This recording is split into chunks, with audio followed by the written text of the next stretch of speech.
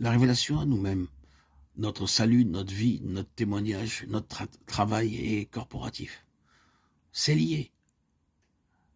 Et cela veut dire que dans chaque phase et dans chaque aspect de notre vie chrétienne, nous dépendons des autres.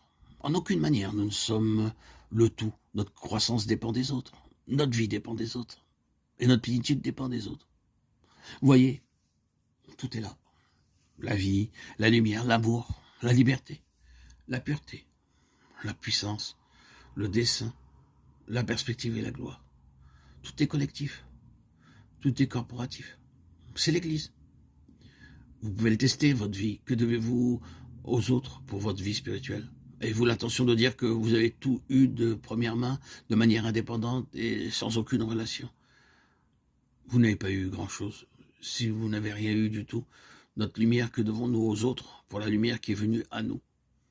La lumière est une chose liée, et donc tout au long du chemin, c'est de cette manière, c'est la chose mise en relief. Je le répète, cela prend beaucoup de temps pour juste apprendre le b.a.-ba de la vie corporative et jusqu'à ce que nous l'ayons appris, il y a l'imitation et il y a échec. C'est vrai, Noé et 7 autres, vous et tout le reste en Christ, et pour cette vie, pour ce témoignage, pour cette victoire, nous avons besoin les uns des autres. Nous ne pouvons pas faire l'un sans l'autre, et pour l'obtenir, une certaine œuvre profonde de la croix doit être faite en nous. Laissez qu'un là-dedans, et il ruine le tout. L'indépendance, je peux y arriver de moi-même, par moi-même.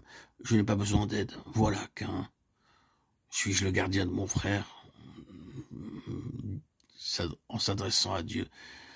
Genèse 4:9. Qu'y a-t-il de corporatif à rejeter toute responsabilité à l'égard de votre frère? Laissez donc qu'un entrer et tout est ruiné. Laissez la croix entrer. Et ainsi apparaît Abel. Voilà Abel, le principe de la croix.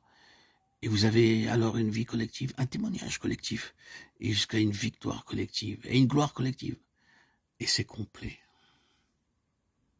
Et qu'est-ce qui émerge de ce noyau, de cette unité? Un nouveau monde. La parole donnée à Noé par la suite fut qu'il soit fécond et se multiplie. Genèse 8:17.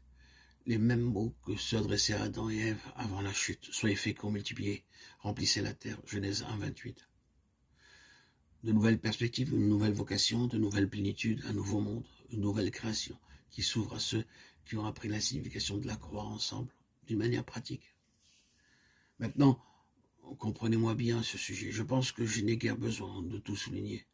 Ce type de vie ensemble avec des chrétiens n'est pas toujours une chose facile. Vous dites, c'est une chose terrible à dire. Pas facile pour des chrétiens de vivre ensemble. Difficulté au sujet de chrétiens vivant ensemble. Cela semble terrible, n'est-ce pas? Bien sûr que vous savez que c'est vrai. Est-ce vrai? Mais pourquoi est-ce vrai? Parce que c'est chez les chrétiens que la vérité est rendue évidente. Vous le constatez, un grand nombre de gens du monde peuvent s'entendre ensemble, beaucoup mieux que des chrétiens le peuvent parfois. Et c'est une chose que vous ne pouvez pas comprendre et qui vous blesse. Vous dites, eh bien, il vaut mieux être dehors dans le monde. Il y a vraiment une bonne camaraderie là-bas. On s'entend bien ensemble dans le monde. Mais regardez ces chrétiens. Il est si difficile de vivre avec ces chrétiens. Oui, c'est tout à fait vrai. Mais reconnaissez la signification de cela. C'est chez les chrétiens qu'il est reçu, qu'il est rendu manifeste la nécessité de la croix.